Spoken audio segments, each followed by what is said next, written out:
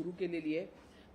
तुम्हाला मी सांगते, इतका महत्त्वाकांक्षी असा फेलोशिप कार्यक्रम 2026ला आपण या ठिकाणी राबवतोय आणि त्या पद्धतीच्या आपण अधिकृत जाहिरातीसुद्धा प्रसिद्ध केलेल्या आहे आणि ऑनलाईन अर्ज स्वीकारायला पण सुरुवात केलेली आहे। 19 ऑगस्टपासून याची प्रक्रिया आपण सुरू करणार आहोत आणि या फेलोशिपच्या अंतर्गत आपण तरुण विद्यार्थ्यांना मुंबईच्या प्रशासकीय यंत्रणेमध्ये आणि धोरणात्मक प्रक्रियेमध्ये थेट काम करण्याची संधी आपण या ठिकाणी घेणार आहोत।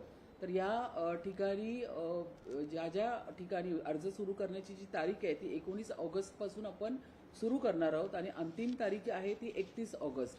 अतिशय चांगला उपक्रम मुंबईचे अध्यक्ष आपले अमित साटमजी यांच्या संकल्पनेतून तयार झालेली ही सूचना आम्हाला मिळाली होती आणि त्याच्यावर आम्ही काम करायला सुरुवात केली। मुख्यमंत्री या ठिकाणी फेलोशिप म्हणजे मुख्यमंत्री झेड नेक्स्ट फेलोशिप असं या अभियानाचं नाव आहे आणि या माध्यमातून आपण त्यांचे अर्ज स्वीकारायला सुरुवात केलेली आहे। तर या ठिकाणी निकष असेल, जी पात्रता असेल त्यांची, कुठल्याही मान्यताप्राप्त विद्यापीठातून ही शाखेमध्ये पदवीधर झालेले हे विद्यार्थी असणे आवश्यक आहे। मग त्याच्यामध्ये त्यांची वयोमर्यादा असेल जवळपास 21 ते 26च्या दरम्यान आणि किमान 1 वर्षाच्या कामाचा अनुभवाचा तपशील आपण त्या ठिकाणी मागणी करतोय आणि ही जी इंटर्नशिप आहे ही आपण मुंबई महानगरपालिकेच्या माध्यमातून सुरू करणार आहोत। या प्रत्येक म्हणजे वॉर्ड निहाय असेल, हेड ऑफिसला असेल, प्रत्येक ठिकाणी आपण प्रत्येक विभागामध्ये एक आपण जो तरुण सुशिक्षित आहे तो आपण देणार आहोत। 61,500 एवढं महिन्याचं जे मानधन आहे हे या तरुण मुलांना मिळणार आहे। अतिशय चांगला असा उपक्रम आपण मुंबई महानगरपालिकेच्या वतीने मुख्यमंत्री झेड नेक्स्ट फेलोशिप प्रोग्राम आपण राबवतोय आणि म्हणूनच त्याची घोषणा करण्यासाठी आज मी तुम्हाला या ठिकाणी बोलवले। हा अतिशय चांगला उपक्रम तुमच्या माध्यमातून संपूर्ण मुंबईकरांना हा पोचला पाहिजे आणि आपल्या मुंबईमध्ये असणाऱ्या सगळ्या तरुण विद्यार्थिनींनी ह्याच्यामध्ये सहभाग घेतला पाहिजे। दुसरा विषय जो आहे आपण या ठिकाणी करतोय तो म्हणजे ज्या इमारतींना विविध तांत्रिक आणि किरकोळ त्रुटीमुळे भोगवटा प्रमाणपत्र म्हणजे मिळालेलं नाही आणि ज्यामुळे मग मुंबई महानगरपालिकेच्या वतीने असेल किंवा कुठल्याही आस्थापनाच्या वतीने ओसी मिळाली नाही तर त्या इमारतीमध्ये राहणाऱ्या घरांना पाणी मिळत नाही, इलेक्ट्रिसिटी मिळत नाही, कुठल्याच गोष्टी त्यांना अप्लाय करता येत नाही। तर आपण या ठिकाणी त्यांना आश्रय देण्याचं काम इथे आपण करतोय। तर 17 नोव्हेंबर 2016च्या धोरणानुसार बिना भोगवटा प्रमाणपत्र ओसी असलेल्या इमारतींना भोगवटा प्रमाणपत्र देण्यासाठी अभय योजना आपण या ठिकाणी मुंबई महानगरपालिकेच्या कॉर्पोरेशनमध्ये पास केली आहे। अतिशय चांगली योजना। ह्याच्यामध्ये आदरणीय पालकमंत्री आशिषजी शेलार असतील, आदरणीय माजी खासदार गोपाळ शेट्टीजी असतील, यांनी अथक प्रयत्न ह्याच्यामध्ये करून आपल्या मुंबईकरांना ही योजना आपण आणलेली आहे।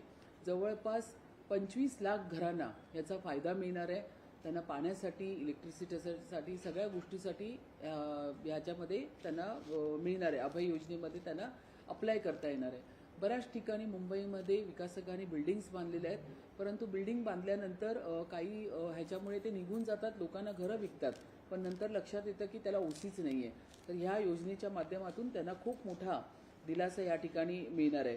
निवासी इमारतीसाठी असलेली चौरस मीटर क्षेत्रफळाची मर्यादा हटवून मंजूर नकाशा असलेल्या सर्व निवासी इमारतींना भोगवटा प्रमाणपत्र देण्याची, तसेच व्यावसायिक इमारतीमध्ये केवळ शाळा आणि रुग्णालयापुरती मर्यादा न ठेवता सर्व प्रकारच्या व्यावसायिक इमारतींना सुद्धा म्हणजे खाजगी कार्यालय सुद्धा पण ह्याच्यामध्ये आली, त्यांना आवश्यक वैधानिक ना हरकत प्रमाणपत्र सादर केल्यानंतर भोगवटा प्रमाणपत्र देण्याबाबत सकारात्मक आपण चर्चा करून असा चांगला दिलासा आपण मुंबईकरातल्या घरांना आपण देणार आहोत।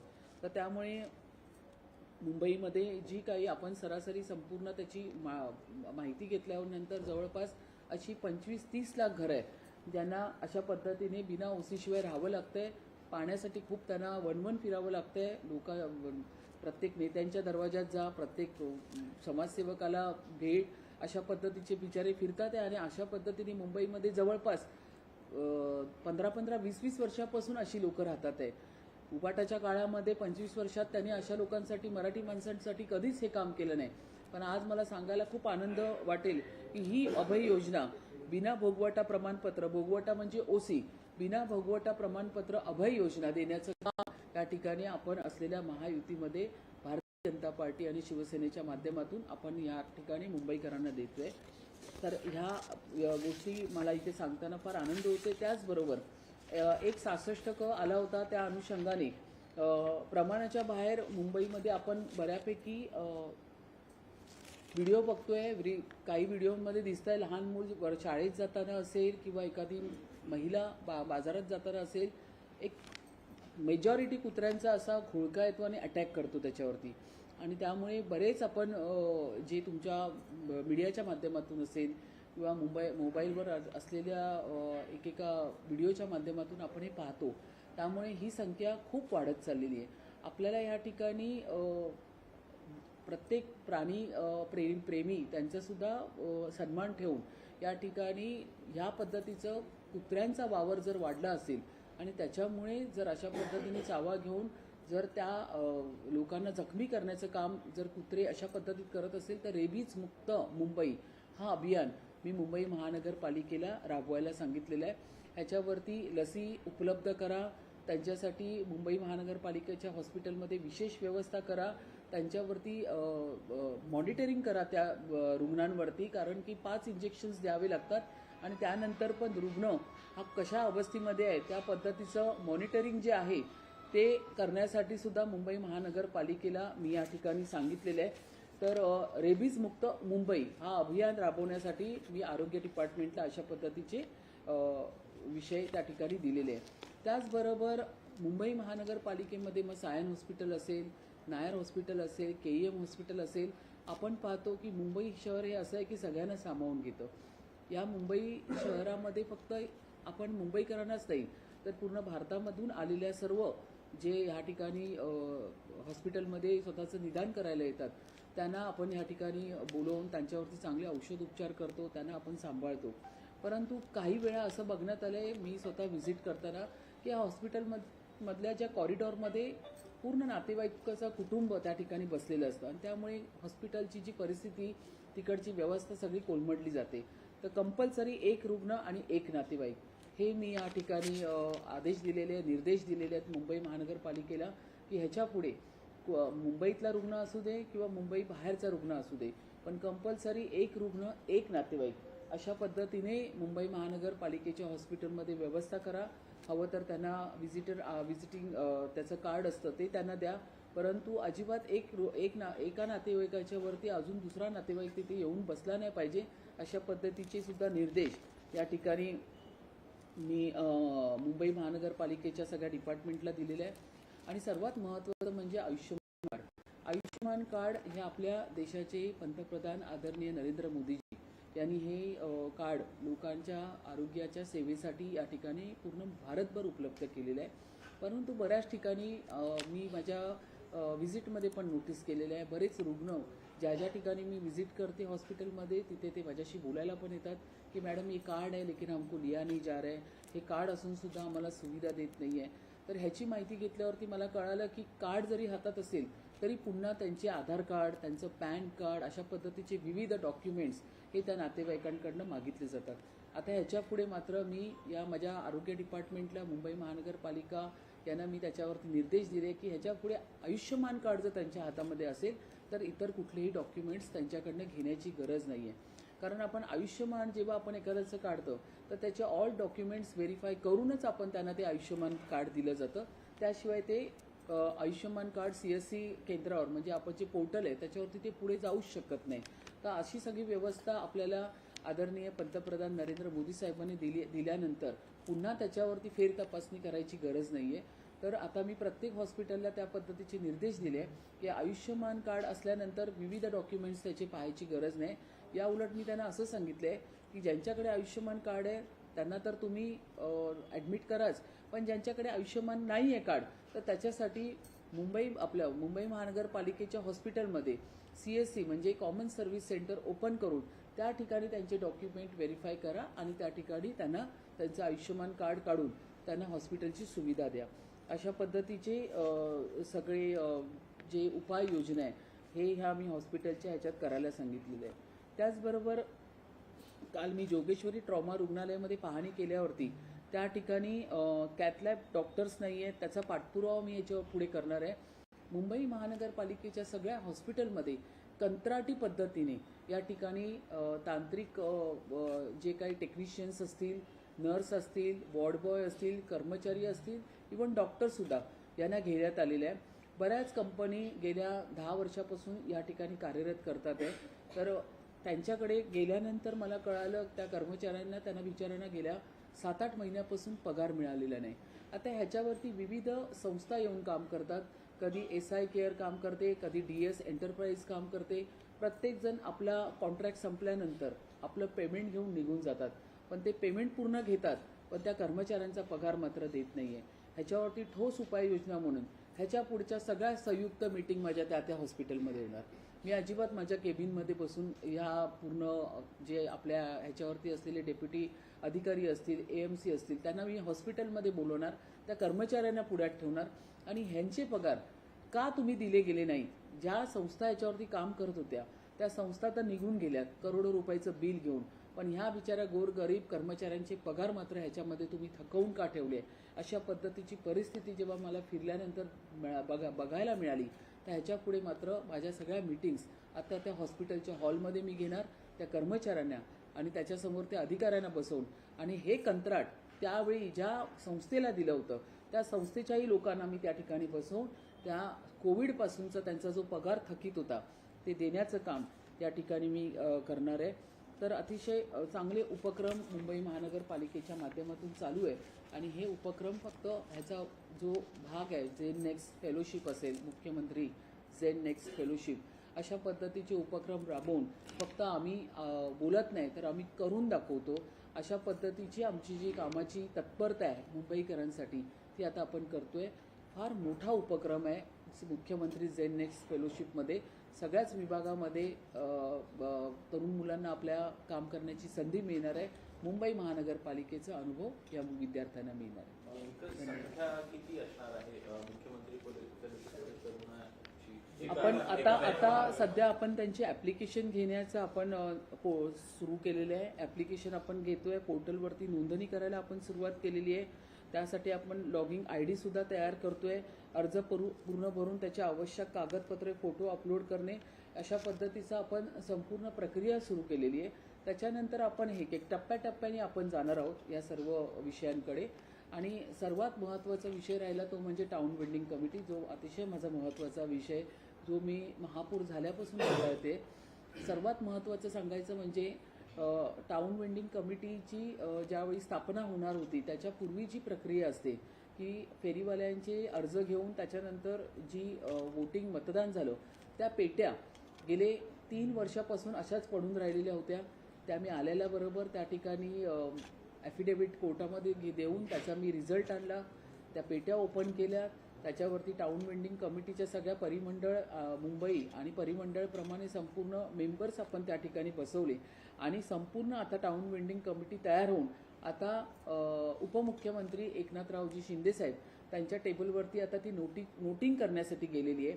कालच माझं त्यांच्या OSDबरोबर बोलणं झालं की किमान आपल्याला गणपतीपूर्वी तरी आपल्या फेरीवाल्यांना बसवावं लागणार, जास्त आपण त्यांचा वेळ आपण हे करू शकत नाही.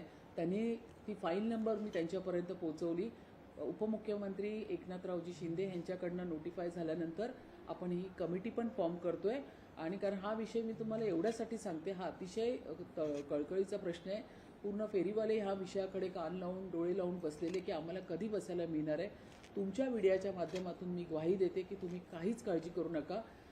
या ठिकाणी रिव्ह्यू मीटिंग्स घेणं, या ठिकाणी संपूर्ण झोनचे जे DMC आहेत त्यांना बसवून मी मीटिंग्स घेतलेल्या आहेत. टाउन वेंडिंग कमिटी 100% 1-2 दिवसामध्ये DCM साहेबांकडनं नोटिफाय होऊन आमच्याकडे येणारच आहे. ती आल्यानंतर त्याच्यावरती ही कमिटी बसणार आहे.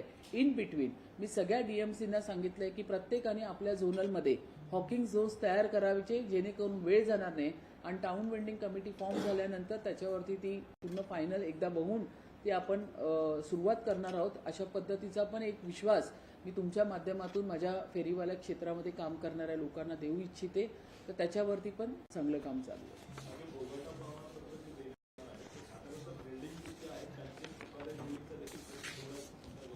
नाही, ह्याच्यामध्ये एक लक्षात घ्या, ज्या धोकादायक बिल्डिंग आहेत मला हे कळतंय की जी लोक वर्षानुवर्ष आपल्या घरामध्ये राहतात परंतु ज्यावेळी मुंबई महानगरपालिकेकडनं ऑडिट केल्यावरती आपल्या लक्षात येतं की ही बिल्डिंग धोकादायक आहे. त्यामुळे मुंबई महानगरपालिकेचं ते पहिलं कर्तव्य आहे की आपण त्यांना अलर्ट करतो आणि अशा पद्धतीचं C1 कॅटेगरीचं आपण जी नोटीस आहे ती आपण त्या इमारतीला लावतो.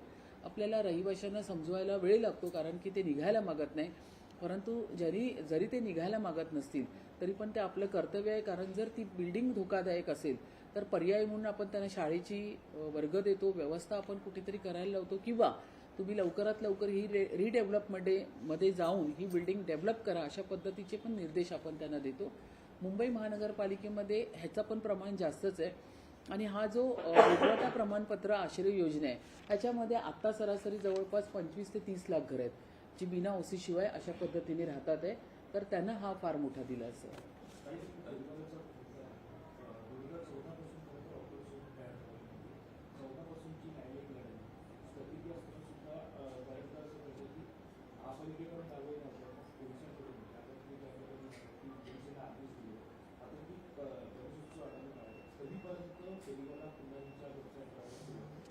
तुमचा प्रश्न अगदी बरोबर आहे. ह्या ठिकाणी आपण तर ह्या ठिकाणी TVCच्या माध्यमातून काम करतोच आहे, परंतु विविध ठिकाणी मला असं कळलं की पोलिसांच्याकडनं त्यांना त्रास दिला जातोय किंवा त्यांना तिकडून काढलं जातंय. मला CP साहेब भेटले होते तेव्हा त्यांच्याकडे हा विषय मी चर्चेला आणला होता, परंतु ह्याच्यावरती हायकोर्टाचे फार कडक निर्देश आहेत. त्यामुळे पोलिसांची पण ती अडचण होते. मान्य आहे आम्हाला या ठिकाणी QR कोड दिला आहे, तर माझी पण पोलिसांबरोबर चर्चा चालू आहे की किमान जोपर्यंत आपली हॉकिंग झोन्स कमिटी तयार झालेली आहे, बसवणार आहोतच आपण लवकरच, पण किमान गणपतीच्या तोंडावरती तरी त्यांना फेस्टिवल म्हणून तरी किंवा राखी पौर्णिमा आहे आता त्या अनुषंगाने तरी त्यांना आपण तात्पुरतं का होईना पण त्याला आपण बसायला देऊया, जेणेकरून त्यांच्या हातावरचं पोट आहे, दिवसाला ते धंदा करतात आणि त्याच्याचवरती त्याचा उदरनिर्वाह असतो, कुटुंबाचा उदरनिर्वाह असतो. त्यामुळे आपण त्यांना जास्त पण रोखून ठेवू शकत नाही. परंतु त्यांच्याकडनं पण CP साहेबांकडनं मला एवढंच कळालं की कोर्टाचे आदेश असल्यामुळे त्यांची तिथे अडचण निर्माण झालेली आहे. तरीसुद्धा आपण त्याच्यावरती लक्ष ठेवून काय करता येईल गणपतीपूर्वी आणि राखी पौर्णिमेपूर्वी त्याच्यावरती आमचा पूर्ण विचार विनिमय चालू आहे.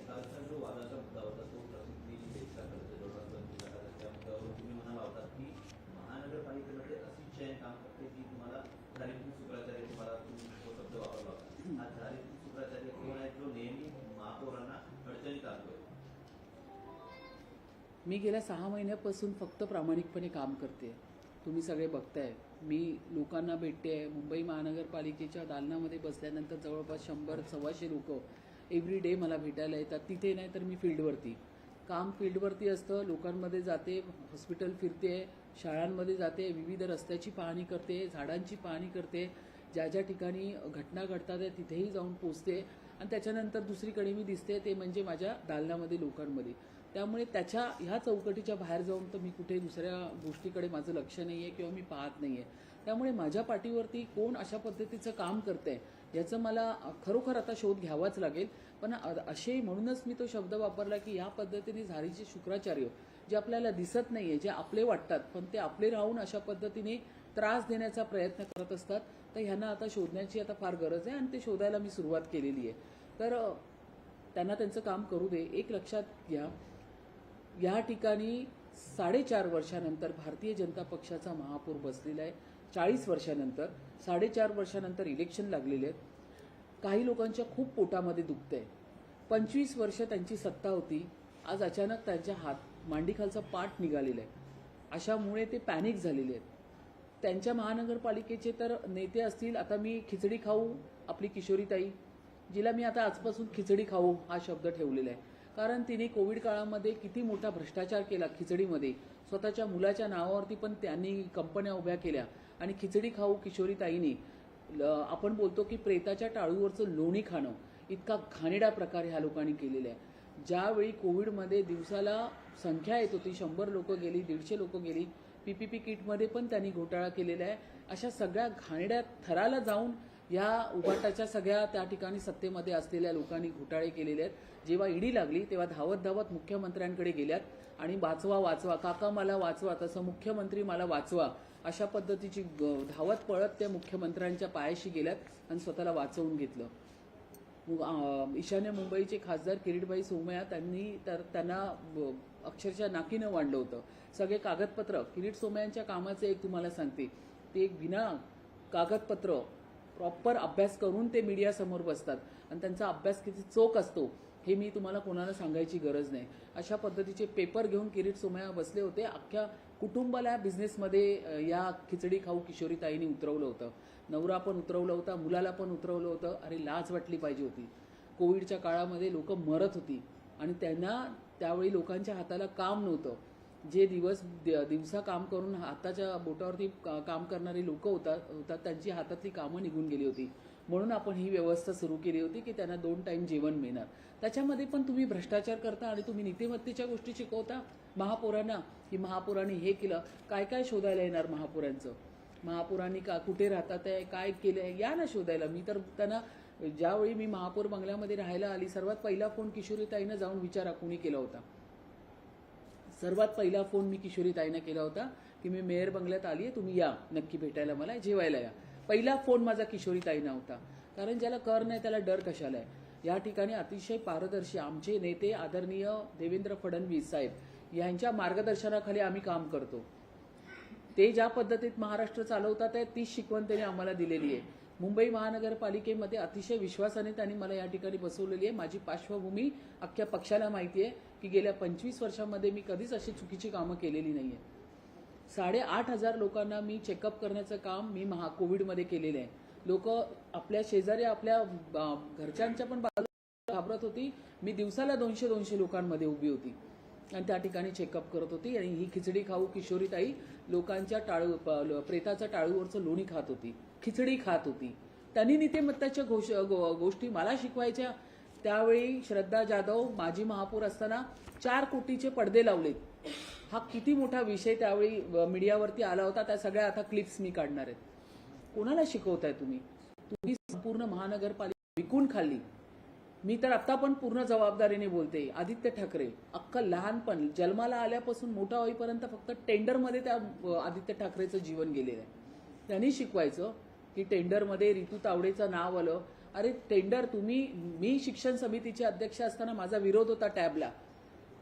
जे टॅब अतिशय खराब क्वालिटीचे ज्याला आपण बोलतो ना स्क्रॅप, ते फेकायचे होते. ते टॅब त्यावेळी त्यांनी माझ्याकडनं पास करून घेतले. मातोश्रीवरून मला फोन आला की शिक्षण समितीवरती तुम्ही हा जो विषय हा पास करायचा. त्यावेळी मी विरोध केला होता की का करायचा, लहान मुलांचे पाम किती छोटे असतात, तुम्ही एवढा मोठा टॅब देताय. बरं त्या टॅबचा फायदा काय आहे? तो टॅब असणार चार्जिंगला शाळेमध्ये. म्हणे मुलांच्या पाठीवरचं ओझं त्यांचा पाठीचा कणा वागतो. अरे काय शिकवताय तुम्ही? अख्खं लहानपण ही जी पूर्वीची प्रथा आहे, शाळेत विद्यार्थी असताना शाळेवरती पाठीवरती हे दप्तर घ्यावंच लागतं. पण फक्त तुमचे मनसुबे पूर्ण करण्यासाठी आणि तुमची जी आर्थिक गोष्टी कंप्लीट करण्यासाठी अशा पद्धतीने युवराजाला वाटलं की हे 31 कोटीचे टॅब मुंबई महानगरपालिकेने विकत घेतले पाहिजे. म्हणून मला मातोश्रीवरून फोन आला होता आणि माझ्याकडनं ते करवून घेतलं काम. ह्याची मी या ठिकाणी आय विटनेस बसलेली आहे. सांगा हा विषय खरा आहे की खोटा आहे? जाऊन आदित्य ठाकरेंना विचारा. काढायला गेलं ना तर आम्ही भरपूर काढू शकतो या ठिकाणी. आणि त्यांनी नीतिमत्तेच्या गोष्टी आम्हाला शिकवायच्या की महापौर काय करतात आहे. संपूर्ण तुमची मातोश्री बरबरलेली आहे या पूर्ण महानगरपालिकेच्या भ्रष्टाचाराने. गेले 25 वर्षाचा भ्रष्टाचार म्हणून लोकांनी तुम्हाला ह्या ठिकाणी बसवलेलं आहे. आज तुम्ही जे विरोधामध्ये बोलताय ना, हा तुमचा भ्रष्टाचार समोर आलेला आहे. त्याच्यामुळे लोकांनी तुम्हाला या ठिकाणी बसवलेलं आहे. आज तुम्हाला ते सहन होत नाहीये. 25 वर्षाची तुमची हक्काची जागा गेली. तुमचे ते माजी महापौर 4 बसलेत. त्यांना उठसूट महापौरांची खुर्ची दिसते कारण ते स्वप्नात पण महापौरांची खुर्ची बघतात. अशा पद्धतीची त्यांची अवस्था झालेली आहे. शिक्षण समितीचं एक व्हायरल होतं. राजश्री शिरवणे यांना तुम्ही पत्र लिहिलेलं आहे आणि ते समोर येताना दिसतंय, ज्यामध्ये महेश ट्युटोरियलचे संचालक श्रेणिक कोटेजा यांना तुम्ही रेकमेंड केलं अशा प्रकारे ते पत्र आहे. काय नेमकं त्यात? हा विषय मला आता सकाळी कळाला. पहिली गोष्ट म्हणजे एकतर माझं कामाची पद्धत असे आहे की पत्र माझ्याकडे येतात, 1 महिना लागतो मला त्या पत्रावरती पूर्ण विचार करून सही करायला. सेम डेला पत्र आलंय, सेम डेला सही झाली आहे. आणि सर्वात शॉकिंग, ते पत्र माझ्याकडे इनवर्ड पण झालं नाही आणि आउटवर्ड पण झालेलं नाही आहे. माझी रेकॉर्डिंग मी आता तुम्हाला ऐकवणार. माफ करा जर इथे कोण उपस्थित असेल त्यांना जर वाईट वाटलं तर त्यांनी वाईट वाटून घेऊ नका. पण वारंवार प्रत्येक वेळा महापौरांना अशा पद्धतीने मी या ठिकाणी तुम्ही धरीच धरणं आणि खोटे कागदपत्र पेपर्स माझ्या इथून जे माझ्याकडनं गेलेलेच नाहीये, ना इनवर्ड झालेत ना आउटवर्ड झालेत. ज्यावेळी मी माझ्या PS ला फोन केला तेव्हा त्यांनी काय सांगितलं आता हे तुम्ही ऐका. मी आता एक कॅसेट तुमच्याकडे वाजवते, ही तुम्ही व्यवस्थितपणे ऐकायची. आपल्याकडे ते रिसिव्ह झालेलं नाहीये, इनवर्ड नाहीये ते. तर ते कावरेबाईंनी केलेलं पत्र आहे. कावरेशी मी आता बोलले तर कावरे म्हणाले की बापनायक त्यांनी सांगितलं होतं ते पत्र तिला करायला. आणि ती व्यक्ती ते ही म्हणाली रोज येऊन बसते. काल पण आलेला म्हणे तो. म्हणजे मला माहिती आहे कावरेकडचं पत्र आहे. कावरेशी बोलली इनवर्डच झालं नव्हतं. नाही, इनवर्ड नाही झालेलं आपल्याकडे. हे परस्पर तिकडनंच म्हणजे आणि ते केलेलं आहे. त्याच्यामुळे आपल्याकडे त्याची एंट्रीच नाहीये. आपल्याकडे एंट्रीच नाही या पत्राची. नाही, इनवर्ड नाही झालेलं. ऐकलं तुम्ही की मी पुन्हा वाजवू? हा माझा आवाज आहे आणि माझी जी PS आहे आकांक्षा माळशे, तिचं आता सकाळी मी तिच्याशी बोलले त्याच्यावरती. कारण हा जो कोण आहे श्रेणिक कोटेजा, या व्यक्तीला मी कधी बघितलंच नाहीये. ही व्यक्ती कोण आहे ही मला माहिती पण नाहीये. मी शॉकिंग आहे की हे हा इतका सल्लागार म्हणून मी देते. आज मी कोणाचंही नाव देताना कमीत कमी 10 ठिकाणी फोन करून विचारते की हे तुम्ही रेकमेंड केलंय काय, कोण आहे, ह्याची पार्श्वभूमी काय आहे. शॉकिंग आहे हे माझ्यासाठी. माझ्याकडे इनवर्ड पण नाही झालंय ना आउटवर्ड झालंय. हे परस्पर पत्र दिलेलं आहे. नेहा कारवे आता 10 दिवसाच्या मेडिकल रजेवर आहे. आकांक्षा माळशे तिने हे मला सांगितलंय की मॅडम तुम्हाला नेहा कारवे ह्याच्यावरती सांगतील. या ठिकाणी असं का होतंय ह्याची तर मी पूर्ण चौकशी करणारच आहे. जनसंपर्क विभागाची पूर्ण चौकशी आता मी लावणार आहे की ह्या पद्धतीने काय चाललंय हे सर्व. जर प्रत्येक वेळा महापौरांनी काम करायचं की संशयाने प्रत्येक वेळा प्रत्येकाकडे बघत बसायचं. मी काम करत बसू, मी लोकांचे प्रॉब्लेम सॉल्व्ह करू की माझ्या पाठीमागे माझ्या डिपार्टमेंटमध्ये काय चाललंय याच्याकडे लक्ष देऊ. या पद्धतीने चाललंय कारभार. इनवर्ड पण नाही झालं, आउटवर्ड पण नाही झालं, परस्पर ह्या ठिकाणी हे पत्र गेलेलं आहे. ही माझ्यासाठी किती शॉकिंग गोष्ट आहे. सही ही या ठिकाणी जर ती सही आहे ना, माझ्याकडे एकतर इनवर्ड नाही झालंय. माझ्याकडे जर इनवर्डच नाही झालंय तर मी सही का करू त्याच्यावरती. माझ्याकडे इनवर्ड नाहीये, आउटवर्ड नाहीये, तर माझा विषयच येत नाही. आणि आता हे ब्लॅक अँड व्हाईट पत्र आहे, हे पकड विनीता, हे ब्लॅक अँड व्हाईट पत्र आहे. ह्याच्यावरती इतकी एवढं मोठं ओरिजिनल पत्रावरती व्हाईट इंक लावलेलं आहे. त्याचं सगळं व्हाईट इंक लावून ते सगळं काढलेलं आहे. हे काय चाललंय. इतक्या घाणेड्या थराला जे कोणी झारीतले शुक्राचार्य असतील, जे विरोधक असतील, इतक्या घाणेड्या थराला जाऊन काम करतात आहे. या ठिकाणी महापौरांचा हात नसताना सुद्धा महापौरांच्या नावाने पत्र काढतात आहे.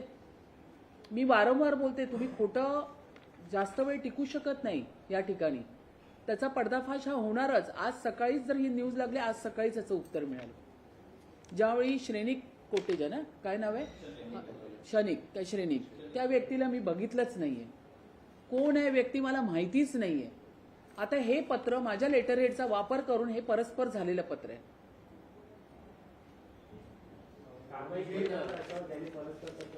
100% करणार, 100%. तुम्हाला मी सांगते, जनसंपर्क विभाग कार्यालयाच्या बाबतीत काल एक खूप मोठा खुलासा झालाय. त्याची पण ऑडिओ क्लिप माझ्याकडे आलेली आहे. सगळ्या संपादकांना फोन चालू आहे, न्यूज लावू नका माझी म्हणून, जनसंपर्क विभागामधून. त्याची पूर्ण ऑडिओ क्लिप माझ्याकडे आलेली आहे. हे काय चाललंय सर्व. म्हणजे मला या ठिकाणी तानाजी कांबळे त्यांनी सगळ्या संपादकांना फोन करून सांगितलंय की कृपया माझी जी बातमी आहे ती लावू नका. त्यांना प्रेशर देण्याचं काम चालू आहे. मी तुम्हाला वारंवार बोलते हे सगळं. आता मी काल आयुक्तांना पत्र देऊन सांगितलं की तुम्ही ह्याच्या पुढे महापौरांचं नाव आलं. आणि शॉकिंग बघा, तानाजी कांबळे मला फोन करून बोलतात आहे की मी ऋतू तावडेचं नाव नाही लिहिलं, मी महापौरांचं नाव लिहिलं. काय बुद्धी आहे या व्यक्तीची. ऋतू तावडे वेगळी आहे, महापौर वेगळी आहे, असं स्टेटमेंट जर तानाजी कांबळे करतो तर त्याला ह्या डिपार्टमेंटमधून निलंबित केलं पाहिजे. या तानाजी कांबळेला या डिपार्टमेंटमध्ये ठेवताच कामा नये. मी वारंवार सांगते, जनसंपर्क विभाग ज्याच्या माध्यमातून अख्खी महानगरपालिका आपण प्रेझेंट करतो, मुंबईला महापौरांना प्रेझेंट करतो, महानगरपालिका आयुक्तांना प्रेझेंट करतो, असा मूर्ख माणूस तानाजी कांबळे या ठिकाणी तुम्ही बसवलाय, जो बोलतो मी ऋतू तावडे नाव नाही लिहिलंय मॅडम, मी महापौर लिहिलंय. आता ह्याच्या बुद्धीची मला कीव येते या ठिकाणी. आणि माझ्याकडे जी क्लिप आली आहे त्याच्यामध्ये सांगितलं जातंय की जनसंपर्क विभागामधून सगळ्या संपादकांना फोन जातोय की माझी तुम्ही न्यूज लावू नका. याचा अर्थ तो व्यक्ती घाबरलाय, तो चुकीचा आहे. या जनसंपर्क विभागाची कसून या ठिकाणी चौकशी झाली पाहिजे. मी मुख्यमंत्र्यांना पण पत्र लिहिणार आहे. मी ह्याच्यावरती आतापर्यंत ह्याच्यावरती तानाजी कांबळे ह्याच्या हातात हा सगळा कारभार होता. मी सहाय्यक आयुक्तांची मागणी केली आहे. हे पद रिकामी आहे. ह्याच्यावरती जबाबदार सहाय्यक आयुक्त बसवा, जेणेकरून त्यांच्या माध्यमातून जनसंपर्क विभागाचं कामकाज पाहिलं जाईल. मॅडम तुम्ही जे पत्र लिहिलं त्याचा आता स्थायी शिक्षण समितीमध्ये त्यांची नियुक्तीचं देखील पत्रक आलेलं आहे. मी पुन्हा तुम्हाला सांगते, मी तुम्हाला ऑडिओ क्लिप वाजवून दिली आहे, ती तुम्ही दाखवा लोकांना. माझ्याकडे इनवर्ड पण नाहीये आणि आउटवर्ड पण नाहीये हे पत्र. माझ्या दालनातली PS आकांक्षा माळशेचं जाऊन स्टेटमेंट घ्या. इथून निघा आणि महापौर दालनामध्ये जी माझी PS बसली तिचं जाऊन स्टेटमेंट घ्या. माझ्याकडे इनवर्ड पण नाहीये आणि आउटवर्ड पण नाहीये. जर माझ्याकडे इनवर्डच नाहीये तर विषयच संपला, त्याच्या पुढे जाण्यात अर्थच नाहीये. जबाबदारपणे ती स्टेटमेंट देते त्याच्यावरती. पाहिजे तर त्यांनी सांगितलं माझ्याकडे पाठवा, मी बोलते. माझी जबाबदारी कधी सुरुवात होते? जेव्हा माझ्याकडे इनवर्ड होतो, जावक नंबर पडतो तेव्हा. जर माझ्याकडे ते पत्र इनवर्डच नाहीये तर हे पत्र हे मला अडकवण्याचे प्रयत्न चालू आहेत. म्हणून मी सारखी 10 वेळा बोलते, हे झारीतले शुक्राचार्य शोधून काढा. हे जे महापौरांना सारखा वारंवार त्रास देण्याचा प्रयत्न करतात, मीडियाला पण माझी मागणी आहे, तुम्ही पण प्रामाणिकपणे जे आहे ते जनतेसमोर दाखवलं पाहिजे. कालपासून संपूर्ण माझ्या नावाची 25 लाखाची क्लिप चालू आहे. काय संबंध आहे माझा? रन टाइम सोल्युशन कंपनीला हे काम मिळालेलं आहे.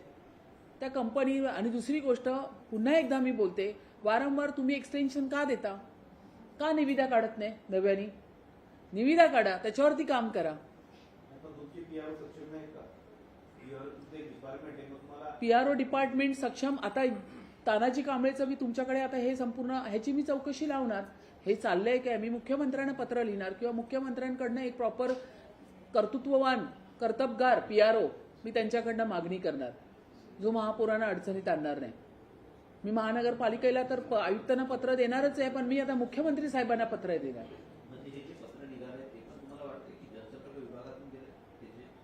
हे पत्र जनसंपर्क विभागातून गेलेले नाहीये. हे पत्र जिथूनही आलेलं आहे ते माझ्याकडे इन्व्हर्ट झालेलं नाहीये. त्याची आता माहिती घ्यावी लागणार सगळं पूर्ण, की हे कुठून आलं, कसं आलं, कोणी प्रेशर दिलं, कोणी हे काम करायला लावलं. मी किरत कुडवेंना पण फोन केला, जे शिक्षणाधिकारी आहे. त्यांना सांगितलं ही कुठली रचना तुम्ही फॉर्म केली आहे? मी शिक्षण समितीची अध्यक्ष होती, माझ्या वेळी तर नव्हती. आणि जर तुम्ही ह्याच्यावरती जी माणसं घेतात आहे तर तुम्ही त्याची तपासणी नको का करायला? हे शिक्षण अधिकारीचं काम नाहीये. 100%. आता जर तुम्हाला हा मी ऑडिओ क्लिप देते, हा जर मी तुम्हाला वाजवून दाखवते, त्याच्यामध्ये जर ह्याची एंट्रीच नाहीये माझ्या महापौर दालनामध्ये, त्याच्या इनवर्ड आउटवर्डच नाहीये, तर हे मला लागूच होत नाही पत्र.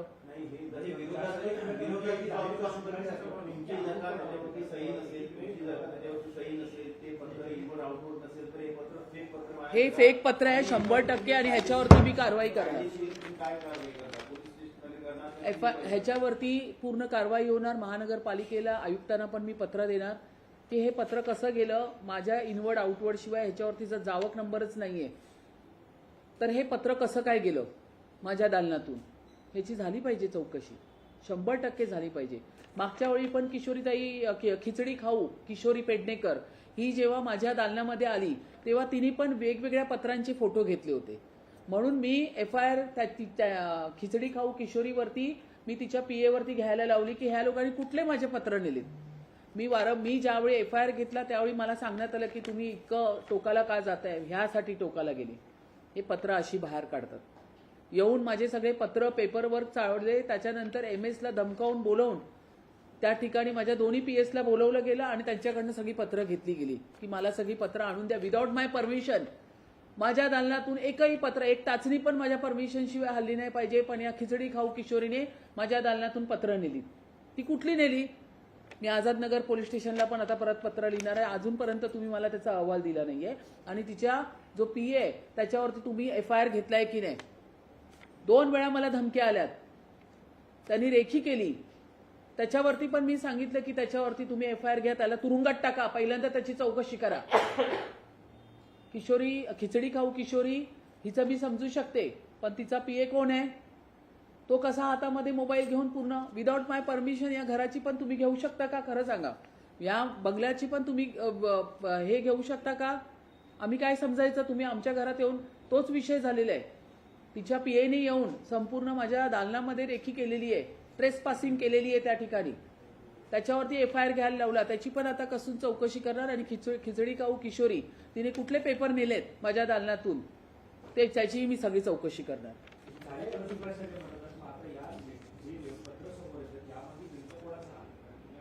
आता हा चौकशीचा आहे. मी आता इथून तुमची PC संपल्यानंतर ह्याच्यावरती मी आयुक्तांना पत्र लिहिणार की अशा पद्धतीचं पत्र ज्याच्यावरती आता ह्याचे उत्तर माझ्या पूर्ण महापौर दालनामध्ये जे पूर्ण स्टाफ बसतोय त्यांनी द्यायची. प्रत्येकाने त्याच्याकडनं मी खुलासा घेणार. लेखी आलेल्या माझ्या बाहेर बसलेल्या सगळ्यांकडनं मी लेखी खुलासा घेणार ह्याच्यावरती की तुम्ही त्याच्यावरती इनवर्ड आउटवर्ड नसताना हे पत्र बाहेर कसं गेलं.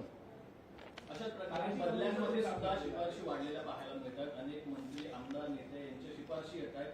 माहिती अधिकारातून ही बाब समोर आलेली आहे. नाही, एक लक्षात घ्या, मी ज्यावेळी महापौर झाले त्यावेळी मुख्यमंत्री साहेबांनी मला मेसेज केला होता, एकही बदलीच्या पत्रामध्ये महापौरांनी हस्तक्षेप करायचा नाही. आमच्यासाठी आमचे मुख्यमंत्री साहेब बोललेला शब्द फायनल असतो. माझ्याकडे बरेच पत्र बदल्यांसाठी येतात, मी ददा करून टाकते, दप्तरी दाखल. मी एकही पत्र माझं त्याच्यावरती तयार करत नाही. मला ह्याच्यावरती ह्या विषयात पडायचं नाही, कारण आम्हाला आमचे साहेब बोललेले आहेत. त्यामुळे आमच्यासाठी हा विषय संपून जातो या ठिकाणी. त्यामुळे माझ्या दालनातून तरी एकही पत्र गेलेलं नाहीये. जे मागे झालं होतं ते मी जस्ट नवीन आलेली आणि ती संघटना आली होती, त्याच्यामध्ये मी कोणाचं रेकमेंडेशन नव्हतं. पण त्याच्यानंतर माझं एकही पत्र बदलीसाठी गेलेलं नाही. आणि बदलीचं पत्र देऊ नये अशा पद्धतीचे मुख्यमंत्र्यांचे आदेश आहे. आम्ही भारतीय जनता पक्षाचे जेवढे पण नगरसेवक आहेत, जेवढे पण महापौरपासून प्रत्येक कमिटीचे अध्यक्ष, त्यांनी कोणी अशा पद्धतीची पत्र देऊ नये, कारण आमच्या मुख्यमंत्री साहेबांचे आदेश आहेत.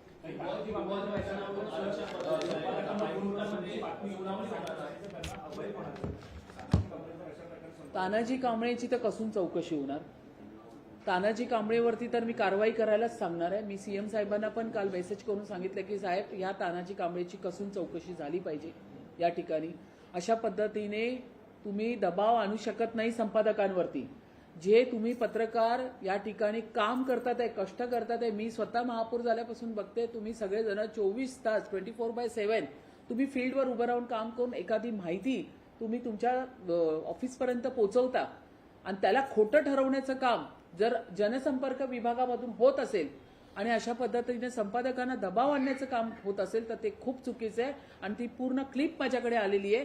ती क्लिप मी फक्त एवढ्यासाठी नाही, कारण तुमच्यापैकीच एक पत्रकार आहे, तिचा आवाज आहे, त्यासाठी मी तिच्या नोकरीसाठी आणि तिच्या सुरक्षतेसाठी म्हणून मी हे नाही, पण तिच्या पाठीशी मी खंबीर उभी आहे. तिने फार मोठं धाडस दाखवलेलं आहे. नाही, लिगल पद आहे, काय पद आहे, तो सगळा हाच त्या व्यक्तीने फायदा घेतलेला आहे. ही माहिती मी पण घेतली की त्यांच्याकडे ते एकच पद असल्यामुळे त्यांना असं वाटतं मला हटवू शकत नाही. ठीक आहे, त्यांना जे समजायचं ते समजू दे. महानगरपालिका अश्विनी भिडे मॅडम ह्याच्यासाठी सक्षम आहेत पूर्ण निर्णय घ्यायला, पण त्याच्यावरती असिस्टंट कमिशनर बसणार हे मात्र मी तुम्हाला ठाम सांगते. आतापर्यंत त्यांचा जो कारभार चालू होता हवे तसा, तो त्याच्यावरती चाप बसणार आणि त्याच्यावरती असिस्टंट कमिशनर येणार आणि त्यांच्या हातामध्ये सगळी सूत्र जाणार. तुम्ही ज्या पत्रावरती ज्या मॅडमशी तुम्ही बोललात त्याच मॅडमची सही आहे त्या पत्रावरती नाही, जो हे निघतोय, GR निघतोय, किंवा ज्या 8 जणांची समिती कुडवे मॅडमची सही आहे त्याच्यावरती 8 जणांच्या सदस्य. किरत कुडवे हे सर आहेत, मॅडम नाही आहेत, शिक्षण अधिकारी आहेत. ती कमिटी मला माहितीच नाहीये. मी आता सकाळीच त्यांना विचारलं ही कुठली रचना कमिटी आहे. मी शिक्षण समितीचे अध्यक्ष होते, मला ह्या सगळ्या कमिट्या माहीत नव्हत्या. आता ह्या नव्याने काय निघतात हे मला माहीत नाहीये. त्याच्यावरती 8-9 जणांची मी नावं बघितली, त्याच्यामध्ये हा श्रेनिक कोटेचा ह्याचं नाव आहे. तर मी ह्यांना सांगितलं की ते मला म्हणाले मॅडम तुमच्याकडनं. मी सांगितलं माझ्याकडनं हे पत्र आलेलं नाहीये, ह्याच्यावरती माझ्या दालनाची कुठलीही एंट्री नाहीये, हे परस्पर तुम्हाला दिलेलं पत्र आहे. त्याची तुम्हाला पूर्ण उत्तरं माझ्या दालनामधल्या ज्या PS आकांक्षा माळशे ह्या तुम्हाला व्यवस्थित देतील. त्यांचंच रेकॉर्डिंग मी तुम्हाला या ठिकाणी ऐकवलेलं आहे. या पद्धतीचा कारभार असेल तर ह्याच्यावरती सगळ्यांची चौकशी केली जाते. कसं आहे लक्षात घ्या, काम करतो ना जेव्हा एखादा व्यक्ती, मेहनत करतो, काम करतो, चांगला परफॉर्मन्स देतो, त्याला शत्रू पण तेवढेच तयार होतात. तुम्ही कामात तर मला हरवू शकत नाही. तुम्ही विविध व्हिजिटमध्ये जाते, लोकांना भेटते, लोकांशी संवाद करते, प्रत्येक ठिकाणी पोचते, प्रत्येक कार्यक्रमात जाते, लोकांना त्यांना भेटते. आज चारी बाजूनी लोक बोलत होती की महापौर प्रत्येक कार्यक्रमात दिसतात, येतात. कामाची पोचपावती आहे ना, मग ह्याला शत्रू तयार होतात. हे आत्ताचं नाही, हा इतिहास आहे. प्रत्येक जण इतिहासामध्ये तुम्ही मागे वळून पाहिलं, प्रत्येकाला हा त्रास आहे. ठीक आहे ना.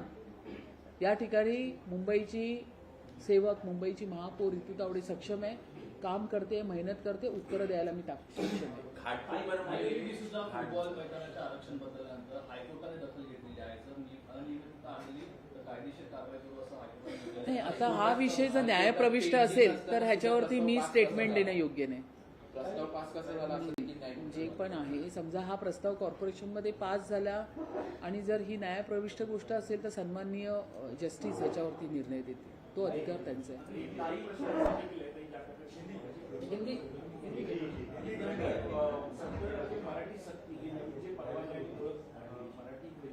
हां,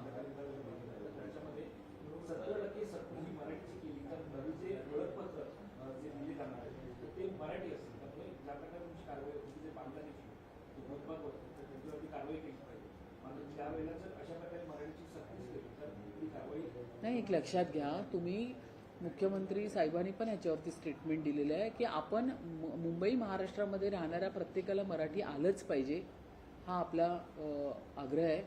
पण ह्याचा अर्थ हा नाही आहे की जर त्यांना मराठी येत नसेल तर त्यांच्या सगळ्या गोष्टी आपण काढून घेऊ. आपण त्यांना सांगतोय तुम्ही 15 दिवस घ्या, 1 महिना घ्या, ट्रेनिंग घ्या, पण तुम्ही मराठी बोलायला शिका. पण ह्या ठिकाणी मुंबईमध्ये गेले 20, 25, 30 वर्षापासून जे विस्थापित झालेले आहेत, ज्यांना सगळे कागदपत्र मिळालेले, जे या ठिकाणी रहिवाशी दाखला घेऊन राहिलेले आहेत, परंतु त्यांचा उदरनिर्वाह करण्यासाठी अशा पद्धतीने ते फेरीवाले असतील किंवा काही रिक्षावाले असतील तर त्यांनी करा. ह्याच्यासाठी मला असं वाटतं त्यांच्या वाजिद म्हणून आहे आपले वसीम खान, त्यांनी याच्यावरती रंगशारदामध्ये आम्ही अमराठी असलेल्या सगळे रिक्षा चालक असतील, फेरीवाले, त्यांना आम्ही मराठी भाषेचं प्रशिक्षण देऊ, अशा पद्धतीचा पण त्यांनी उपक्रम सुरू केला आहे. तर मुंबईमध्ये येणाऱ्या प्रत्येकाचं स्वागत आहे. पण या ठिकाणी जे कागदपत्रासहित ऑफिशियली विस्थापित झाले त्यांचं स्वागत आहे. पण मुंबईमध्ये राहणाऱ्या प्रत्येकाला मराठी येणं मात्र अनिवार्य आहे. स्थायी समिती सदस्य आज तुमच्या वॉर्डमध्ये जात आहेत, मात्र श्रद्धा जाधव यांची स्वतः अनुपस्थिती तिथे पाहायला मिळते आहे. कसं बघताय? कुठेतरी विकास कामांच्या संदर्भात प्रश्न उपस्थित केले. उबाटाचे का? हां, चांगली गोष्ट आहे. उबाटाच्या नगरसेवकांना स्थायी समितीच्या त्यानिमित्ताने का होईना पण ते मुंबईमध्ये फिरायला त्यांनी सुरुवात केली. मी त्यांचं स्वागत करते. एन वॉर्ड फिरा, एस वॉर्ड फिरा, टी वॉर्ड फिरा, ए वॉर्ड फिरा, ई वॉर्ड पण फिरा, पण तुम्ही फिरा. तुम्ही फक्त बसून काहीतरी इथून तिथून कोपऱ्यातून कानाकोपऱ्यातून पत्र काढून काय काय शोधायला बंगल्याच्या बाहेर तिथे फिरू नका. तुम्ही प्रॉपर कन्स्ट्रक्टिव्ह काम करा. तुम्ही एन वॉर्डमध्ये पण जा, तुम्ही एस वॉर्डमध्ये पण जा. फक्त महापौर एन वॉर्डचे म्हणून तेवढं जाऊ नका. तुम्ही मुंबईकरांची ट्रस्टी म्हणून कॉर्पोरेशनमध्ये बसता, तुम्ही अख्ख्या मुंबईसाठी फिरा. मी कशी फिरते, तुम्हीही फिरा. अगदी स्वागत आहे त्यांचं एन वॉर्डमध्ये. सगळ्या गोष्टीची त्यांना पाहणी करू दे. मी त्यांचं स्वागत करते.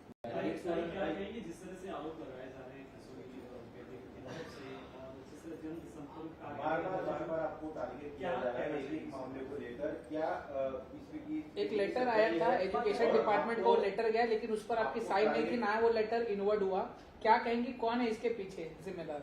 देखो, यहाँ पे सुबह मुझे पता चला श्रेनिक कोटेचा करके उनका जो रिकमेंडेशन किया है मेरे लेटर से, जब मुझे तो ये श्रेनिक कोटेचा कौन है ये व्यक्ति मुझे मालूम नहीं है. दूसरी बात, मैंने पूरी इन्फॉर्मेशन ली तो इसका ना इनवर्ड हुआ है मेरे दालन में, ना आउटवर्ड हुआ है. तो बिना इनवर्ड ये लेटर मैं उसके ऊपर साइन कर ही नहीं सकती हूँ. कंपलसरी मैं हर लेटर पे साइन करती हूँ जिसका इनवर्ड होता है, जिसके ऊपर जावक नंबर आता है, जिसके ऊपर महापौर का स्टैंप आता है, उसको पढ़ के मैं उसको साइन करके बाद में उसका लेटर बनता है. लेकिन अगर इसका एंट्री नहीं मेरे दालन में हुआ है तो ये लेटर बना के ये शिक्षण समिति के डिपार्टमेंट में दिया गया और इसका रिकमेंडेशन किया गया.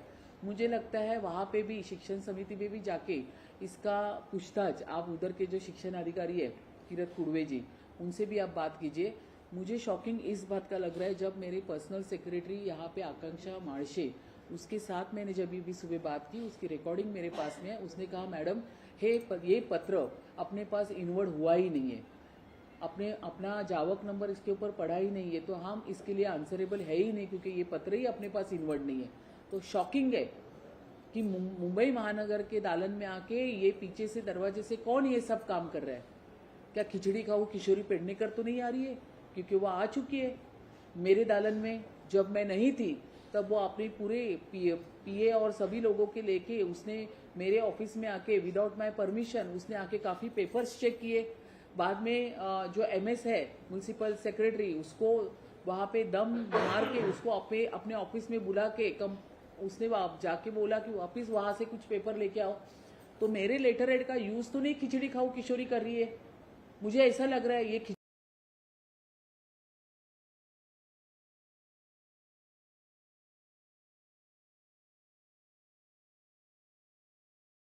पीए के खिलाफ अर्जी नोंद की है, एफआईआर लेने के लिए कहा है और उसकी इंक्वायरी भी चालू है। मुझे पता चलना चाहिए कि ये सब कौन कर रहा है, किसके कहने पे कर रहा है। ये कितनी शॉकिंग बात है कि ये व्यक्ति मुझे मालूम नहीं है, लेकिन उसका लेटर यहाँ पे तैयार हो रहा है और मेरा लेटर का यूज वहाँ पे किया जा रहा है। अगर ये फर्जी लेटर है, ये फर्जी लेटर है, ये साइन भी फर्जी है। यहाँ मैं एक ही बात बोलती हूँ, जो लेटर मेरे पास इनवर्ड ही नहीं हुआ तो मैं क्यों साइन करूँ। मैं कंपलसरी इनवर्ड देखती हूँ, जावक नंबर देखती हूँ। देखो ये ब्लैक एंड व्हाइट लेटर है, इधर पूरा व्हाइट इंक है। उसका चाहिए तो व्हाट्सएप पे सभी को मैं भेजती हूँ, पूरा व्हाइट इंक लगा के रखा है उसको। तो ये कितना गलत काम आज मेयर को प्रॉब्लम में लाने के लिए ये लोग कर रहे हैं। मुझे हाँ जांच होगी। आज ये पूरे डिपार्टमेंट से मैं अहवाल राइटिंग में हर एक का लेने वाली हूँ। यहाँ पे नेहा कारवे करके जो मेरी दूसरी पीएस है, पर्सनल सेक्रेटरी, हेल्थ इशू की वजह से वो 10 दिन के ऊपर छुट्टी में, उसने मुझे कल ही फोन किया था कि मैडम मैं 10 दिन के लिए जा रही हूँ। लेकिन नेहा कारवे के पास ही ये विषय था, वो 10 दिन के लिए छुट्टी पे गई। आकांक्षा माड़से ने बोला कि मैडम इसकी अपने पास एंट्री नहीं है, इसके ऊपर अपना इनवर्ड नहीं है ना आउटवर्ड नहीं है, ये बाहर के बाहर ये लेटर ये चला गया है। ये मेरे लिए बहुत शॉकिंग है। अब मैं सबके पास से राइटिंग में खुलासा लेने वाली हूँ। मेरे ऑफिस के जितने भी वर्कर्स हैं उनके पास से मैं राइटिंग में खुलासा लेने वाली, नंबर 1। नंबर 2, मैंने महानगर पालिका आयुक्त माननीय अश्विनी भिड़े मैडम को लेटर लिखा है। आगे से मेरे नाम का अगर शब्द प्रयोग होके स्टैंडिंग में कोई भी डीएल जाएगा विदाउट माय परमिशन या मुझे दिखाए बिना, उसके ऊपर भी मैं कार्रवाई करेगी, जो भी डिपार्टमेंट। आपके ऊपर और एक आरोप लगा है कि 25 लाख आप खुद के पब्लिसिटी के लिए पीआर अपॉइंट कर रही है, उसमें कितनी सच्चाई और क्या है उसमें सर? इसीलिए तो ये सब खुलासा मैंने जब भी कल किया। 25 लाख रुपए मेरा कहीं भी संबंध नहीं है। रन टाइम सॉल्यूशन ये 3 साल से मुंबई महानगर पालिका में काम कर रही है। जब भी मैं महापौर करके आई भी नहीं थी, ये प्रशासन के काल से चल रहा है। उसको एक्सटेंशन देने का काम जनसंपर्क अधिकारी तानाजी कांबळे ने किया। उसको एक्सटेंशन मिलने के लिए उसने मेरा शब्द का वापर किया महापौर, की महापौरांना पाहिजे। महापौरांचा काय संबंध है, क्या संबंध है? रन टाइम सॉल्यूशन को आपने ये कॉन्ट्रैक्ट दिया है 3 या 4 करोड़ का उसमें उनको जो भी लोग रखने हैं उसमें उनको महापौर का दालन भी देखना है, महानगर पालिका आयुक्त का भी दालन देखना है और मुंबई महानगर पालिका को भी देखना है, जिसमें फोटोग्राफ्स होते हैं, वीडियोग्राफ्स होते हैं और जो भी हम लोग विजिट करते हैं वो सब होता है।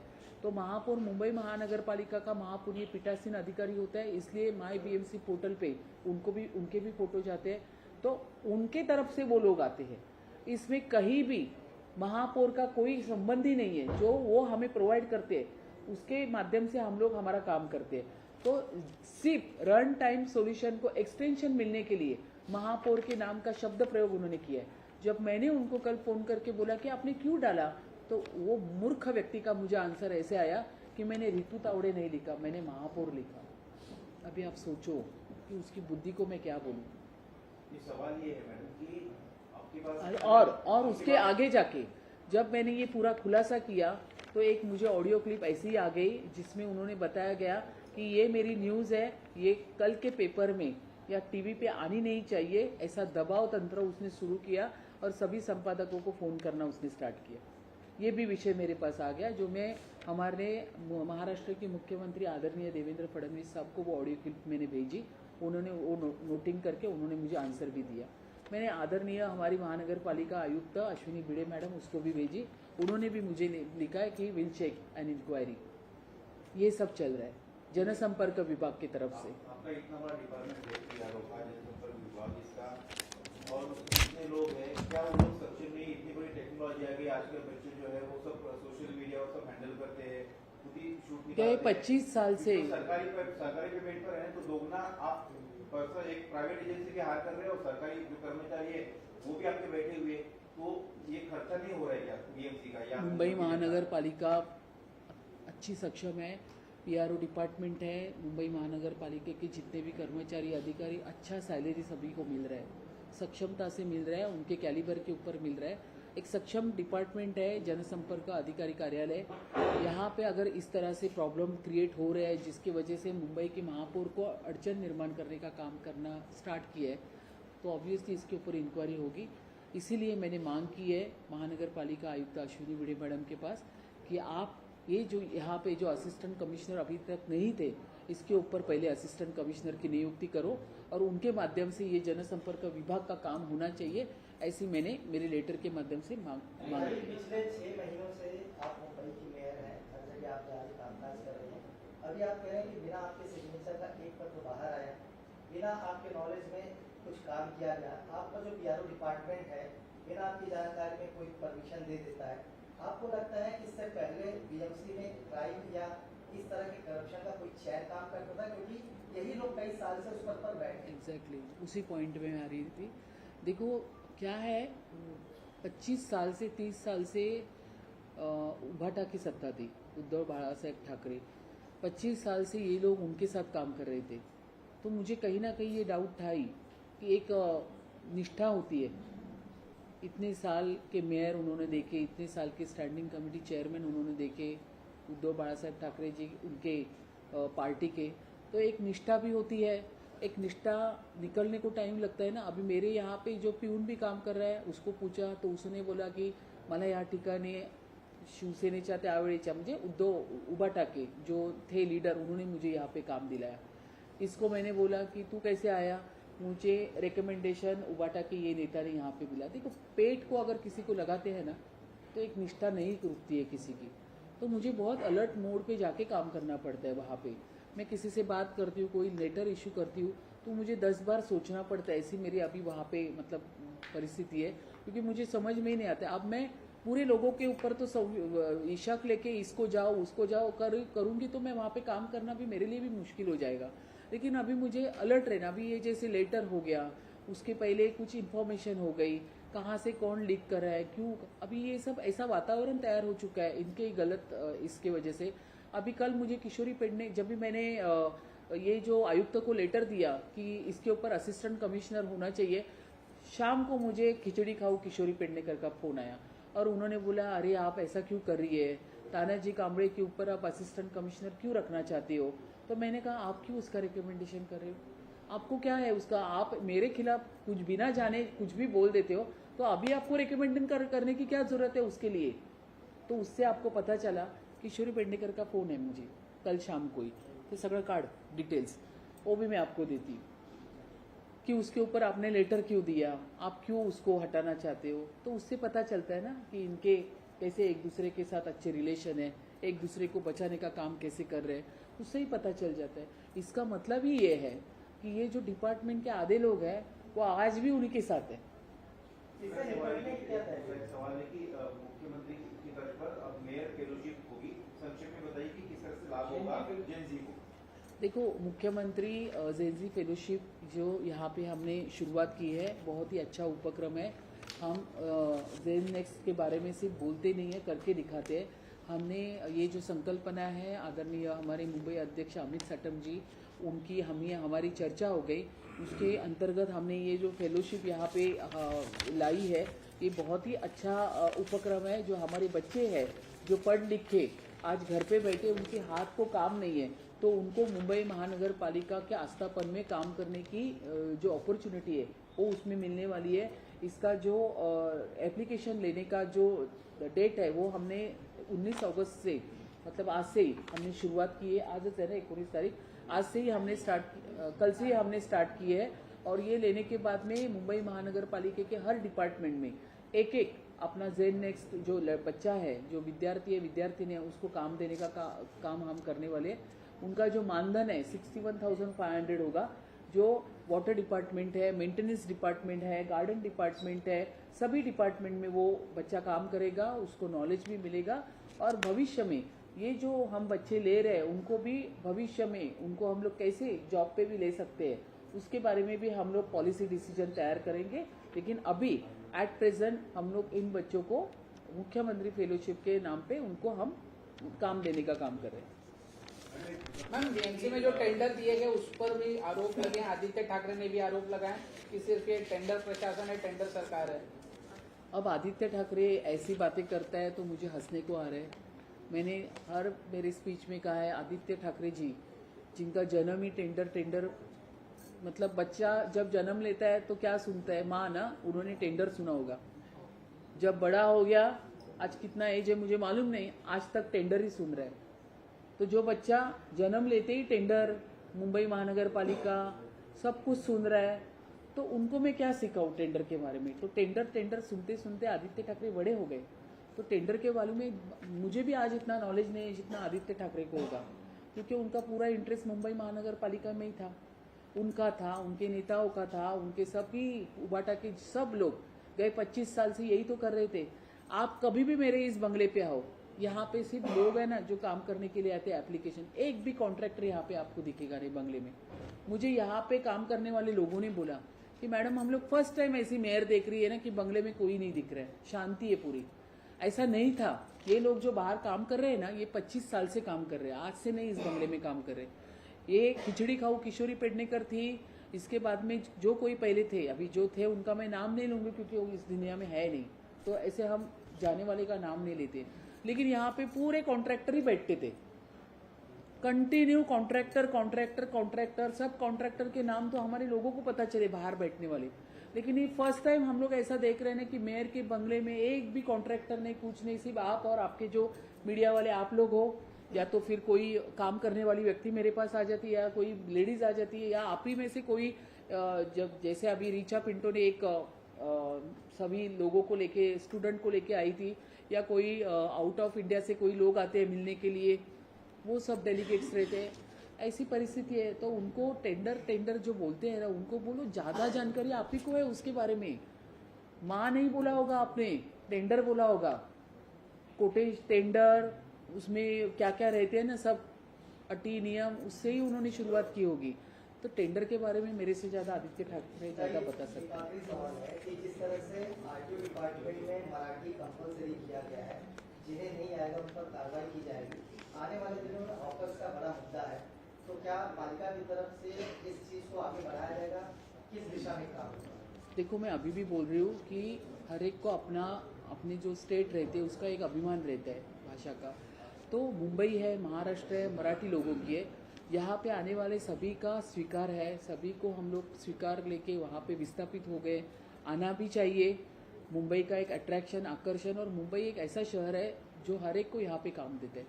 लेकिन एक ही है यहाँ के मुंबई कर की, मैं भी खुद मुंबई कर हूँ, कि आने वाले सभी को मराठी आना चाहिए। ये स्वाभाविक है। हम गुजरात जाते हैं तो हमको गुजराती आनी चाहिए, कम से कम हर एक स्टेट का वो एक मान सम्मान रहता है। अगर हम यूपी जाते हैं तो हमको यूपी की वहाँ के, अगर वहाँ पे विस्थापित होते हैं तो यूपी की लैंग्वेज के सिवा हम उधर काम नहीं कर सकते।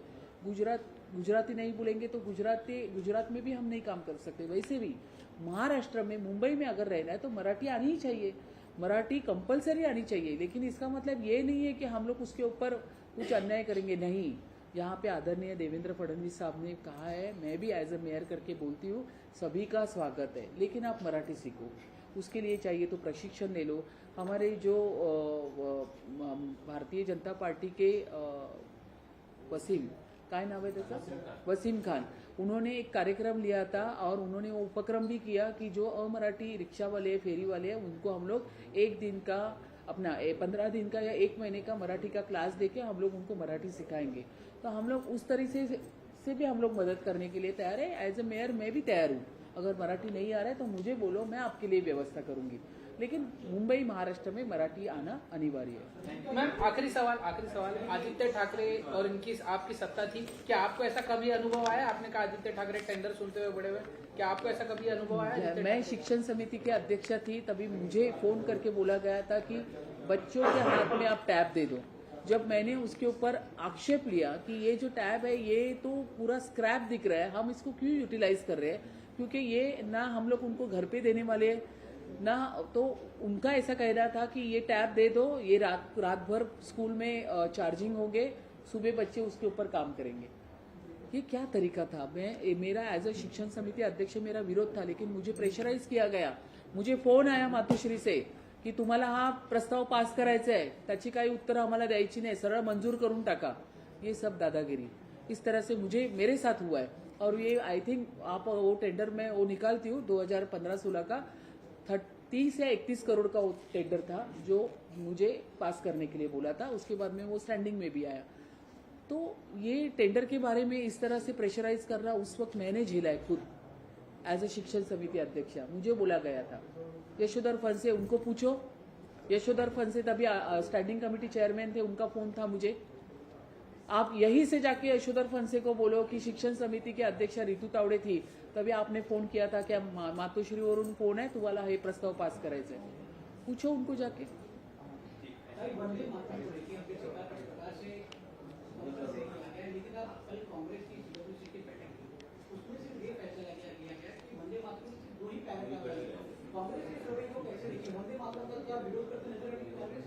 ये दुर्दैव है अपने भारत देश का कि ये सोनिया गांधी जैसी को हमने ये कांग्रेस के काल में अपने भारत के लोगों ने देखा। अब इनका पर्दाफाश हो चुका है। ये सोनिया गांधी जो इटली वाली है, ये कैसी पैनिक हो रही थी जब वंदे मातरम चल रहा था, ये क्यों इतना बड़ा हो गया, ये क्यों इतना चलाया गया। जिसको अपने देश के प्रति प्यार नहीं है, जिसको वंदे मातरम के प्रति प्यार नहीं है, ऐसे लोगों से हम क्या अपेक्षा करें। आप तो मेरे भारतवासी, ये मेरे महाराष्ट्र के वासी अलर्ट हो जाओ इन लोगों से। ये लोग भारत को बचाने के लिए नहीं, डुबाने के लिए आए हुए लोग हैं। और ऐसे लोगों के हाथ में सत्ता तो छोड़ो, इनको आप कहीं से भी अपना मत भी मत दे दो या अपनी भूमिका भी मत बताओ।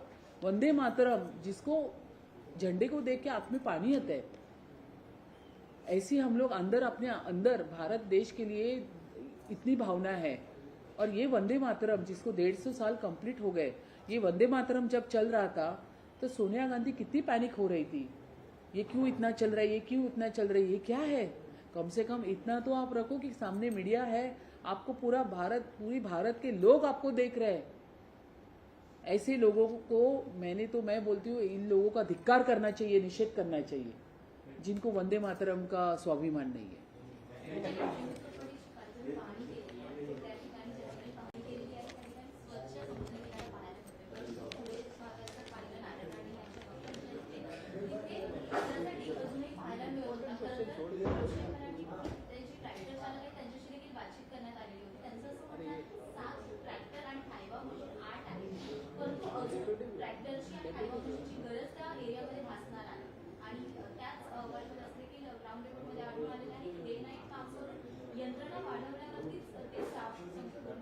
एकतर मी पुन्हा एकदा लोकशाही मराठी चॅनलचं या ठिकाणी खूप स्वागत करते। नॉनस्टॉप त्यांनी हा ड्राईव्ह चालवलेला आहे, त्यानिमित्ताने असू दे किंवा महानगरपालिका प्रशासन पण काम करते। त्या अनुषंगाने जुहू चौपाटी खरोखर क्लीन झालेली आहे, जे मी काल पाहिलं। पण पुन्हा एकदा सांगते की हा एव्हरीडे समुद्राच्या लाटेतून येणारा हा सगळा गाळ आहे, हा सगळा कचरा आहे, हा पुन्हा पुन्हा येतो।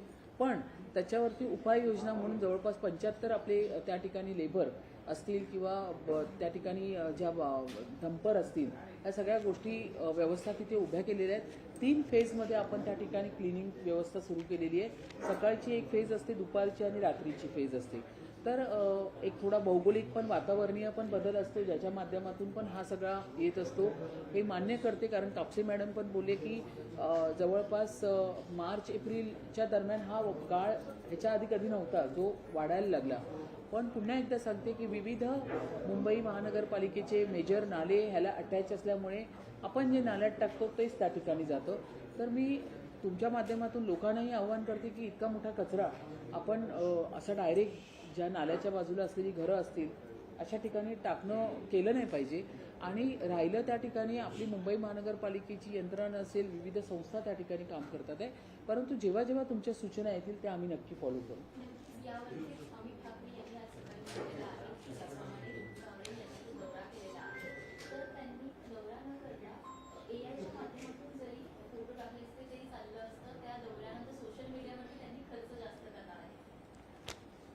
आता त्यांच्या हातामध्ये हा विषय मिळालेला आहे जो चुकीचा आहे, ज्याचा मी खुलासा केलेला आहे.